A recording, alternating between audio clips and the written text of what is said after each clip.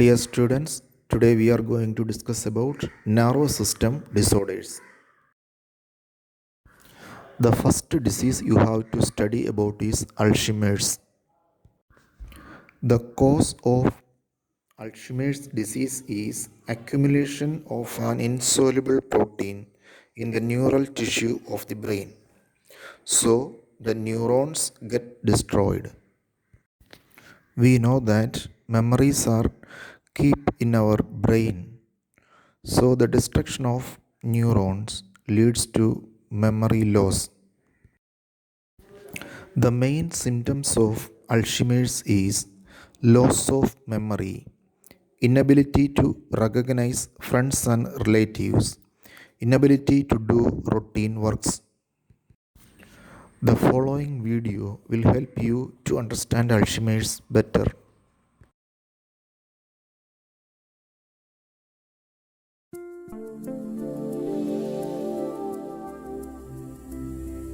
Many people, as they get older, may notice changes in memory and thinking abilities. At first, these changes may be so subtle that they're easy to explain away as normal aging, and they may be. However, it's also possible that they're the earliest symptoms of Alzheimer's disease. Alzheimer's disease, or AD, is the most common form of dementia and accounts for 60% to 80% of all cases of dementia. In the United States alone, it is thought that one person develops AD every 66 seconds on average.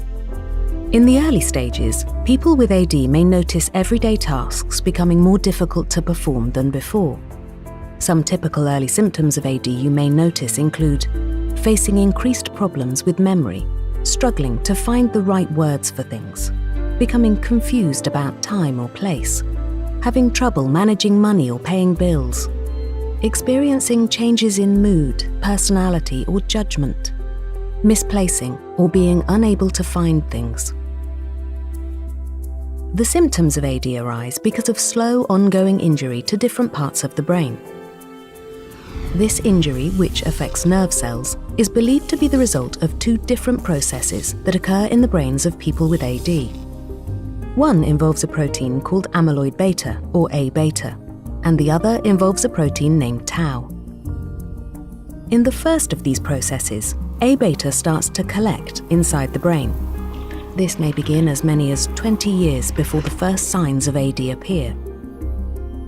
A-beta is produced inside the brains of all people, but in healthy people, it is removed by the body before it can cause harm. In the brains of people with AD, A-beta clumps together in bigger and bigger groups and forms clusters known as plaques.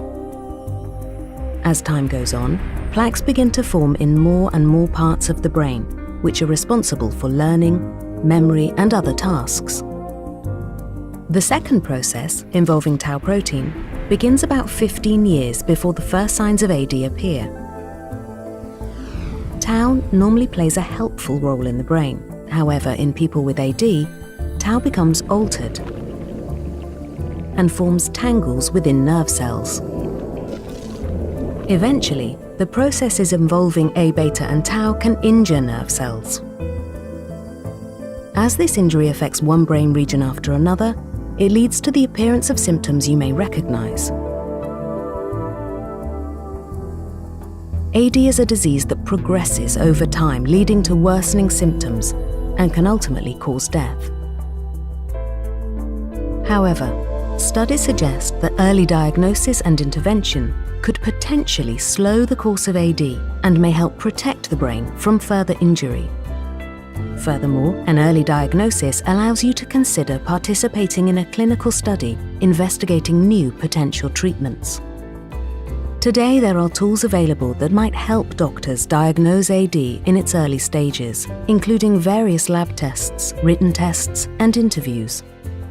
To confirm whether you have AD, your doctor may order an imaging study known as PET-CT, which can spot A-beta plaques inside the brain. Your doctor may also request a procedure to test a sample of your spinal fluid for abnormal levels of A-beta and tau. Spinal fluid is a clear, colorless body fluid found in the brain and spine. currently the only approved therapies for AD help address some of its more advanced symptoms. However, there are ongoing efforts to develop treatments that, if approved, may delay, stop, or prevent the progression of AD. In addition, studies suggest that a lifestyle that includes a healthy diet, regular exercise, social interaction, and cognitive stimulation may be helpful. For decades, a large and growing community of healthcare providers, research scientists, universities, patient advocacy organizations, and pharmaceutical companies has been committed to battling this disease, and their efforts yield promising new discoveries with each passing year. Over 500 clinical studies with many thousands of participants across the globe are helping to advance our understanding and potential treatment of AD. In the fight against AD, you are not alone.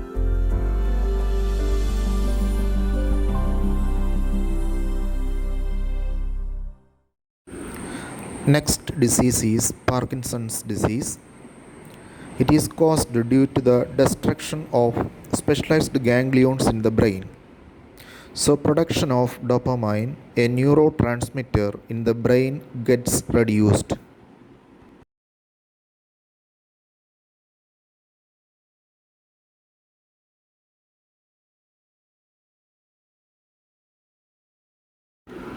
The main symptoms are loss of body balance, irregular movement of muscles, shivering of the body, and profuse salivation. The following video will give you additional information about Parkinson's disease.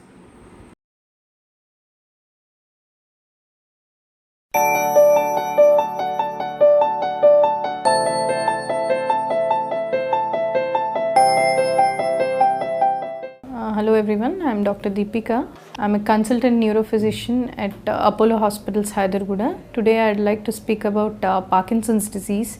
Every year April 11th is celebrated as World Parkinson's Disease, and the entire April month is treated as a Parkinson's Disease Awareness Month. So what is Parkinson's disease? It's basically a degenerative neurological disorder which affects certain areas of brain and causes some abnormality in the chemical synthesis in the brain, causing patients to have some abnormalities. The symptoms usually range from tremor of limbs, changes in voice, speech, where the speech becomes low volume. There might be some hesitancy in the speech. Patient's gait might change in terms of slowing, fast quickening of steps, stooping forward, or sometimes even falls. Patients tend to have a type of stiffness in the body, which we call it technically as rigidity.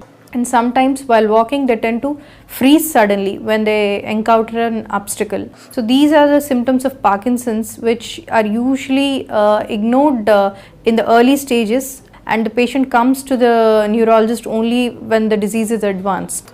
Most earliest symptom which people usually ignore is the change in handwriting.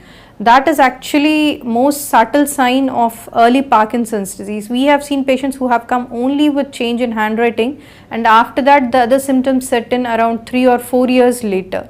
So when do we ask for treatment is the question. So the question is, you go for treatment whenever a symptom is causing disability, like interfering with your daily activities in terms of professional or personal lives. So what are the causes of this disease? It's a polygenic inheritance. It's very rarely familial, and some medications which we normally use for migraine or in treating psychiatric patients also tend to cause Parkinson's features. In those cases, stopping the medication, watching for the symptoms to reverse will be the best treatment. But in other cases where we do not have a cause or where it is familial, we call it idiopathic Parkinson's, that is Parkinson's without an underlying cause. That is the Parkinson's which we usually treat, and that's the most common form which we encounter. So there are medications for the disease, but then there is no permanent cure for it. So as long as the disability is there, we can give you medication to control and help you perform better. Thanks to the latest advances, latest surgery has come into the picture called deep brain stimulation. This is a procedure where they implant electrodes into your brain and stimulate certain areas in brain, which will help the patient improve, like the medicine's requirement can come down. So since it's a progressive disorder which can have a long course of even up to 20 to 30 years and the disability worsens day to day, DPS surgery is a good chance of hope for these patients. So it's better to recognize a Parkinson's disease patient and put them on treatment early to prevent disability.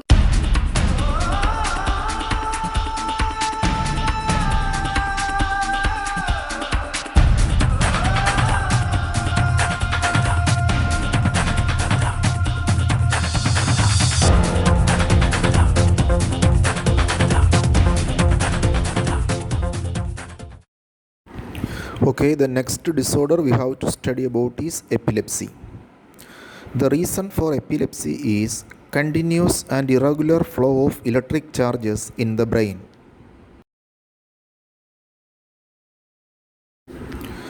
The main symptoms of this disease is epilepsy due to continuous muscular contraction, frothy discharge from the mouth, clenching of the teeth, following which the patient falls unconscious. The following video will give you more information about epilepsy.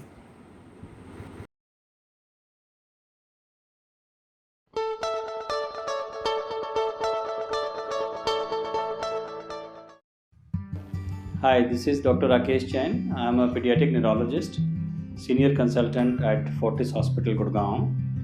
I have done my basic training from UK in pediatric neurology. I had an experience of about 10-11 years over there, and I have been working at Fortis for more than 5 years. Today I am going to talk about epilepsy in children. Epilepsy is fairly common disease in children.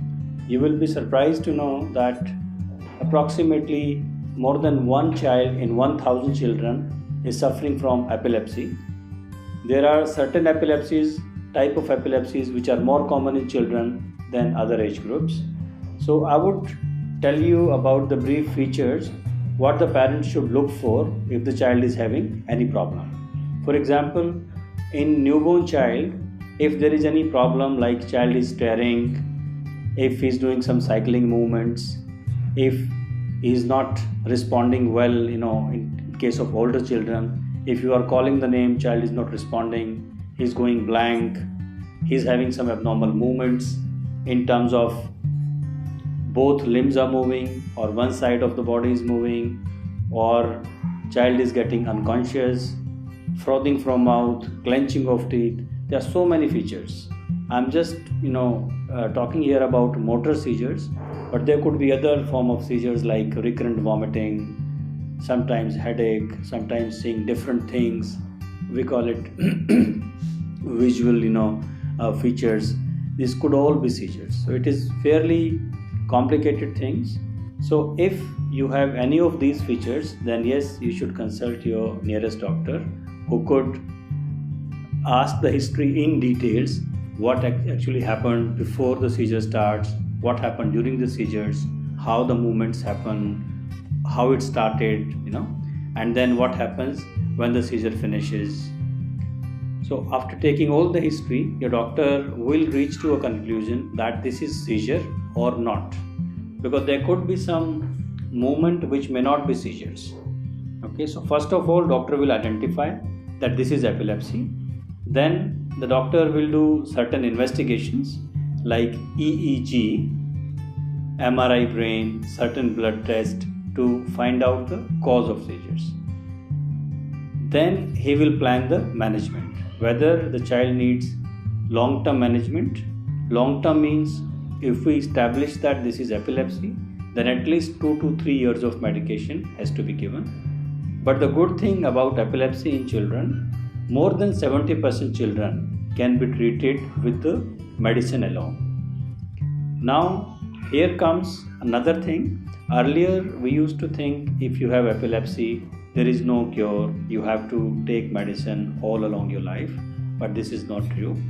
With the medication only, we can treat up to 70% of seizures, and in rest 30% of children where medicines are not working, even after multiple medications, seizures control are not there, in those children we can evaluate them for surgery. Epilepsy surgery is highly rewarding field. So in those 30%, if we diagnose them appropriately, we evaluate the cause of their seizures by doing other specific investigations like PET scan, SPECT scan, functional MRI, and there is long-term video EEG in those children, which will establish from where the seizures are coming. Once we have done that, then the accuracy of the procedure is more than 80-90%, and the relief from seizure is up to 70-80% even in those cases. So overall, if I tell you the scenario, epilepsy in children, if we combine medical and surgical treatment together, we can cure up to 90% of children, which is a huge number.